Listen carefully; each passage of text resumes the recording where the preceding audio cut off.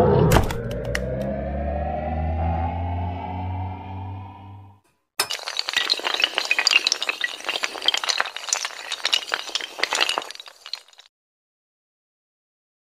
دا د شیطان دوکه ده. شیطان انسان له دوکه ورکوي چې کله ګناه کوي هغه وخت کې خو انسان نه ملامته کوي، خو چې کله توبه کوي نو توبې په وخت کې ملامته کوي چې ته به د الله تعالی په دربار کې څرنګه لاس ملګري سوال دا کړ دی چې ما نه بار بار د ګناه کبیره ارتکاب کیږي او اوس زما زړه نه غواړي توبې دپاره، آیا زما توبه به قبول شي که به قبول نه شي؟ د دې جواب دا دی چې قبل الغرغره د غرغرې نه مخکې چې د انسان نه لا روح وتلی نه وي او د نزه حالت نه وي د هغې نه مخکې توبه قبلیږي که هغه لوی نه لوی ګناه ولې نه وي.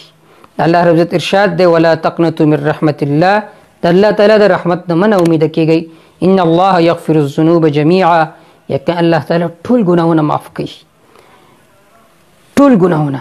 وحشي غونته کې کس چې هغه د جناب رسول الله صلی الله علیه وسلم ترا حضرت حمزه رضی الله تعالی عنه په کم بېدردۍ سره شهید کړی، لیکن کله چې هغه توبه کوله لوی ګناه یې کړی، لیکن د الله د طرف نه د آیتونه نازل شو چې د الله تعالی د رحمت نه مه نه امیده کیږئ، د الله تعالی رحمت ډېر لوی دی، لهذا توبه کول پکار دي.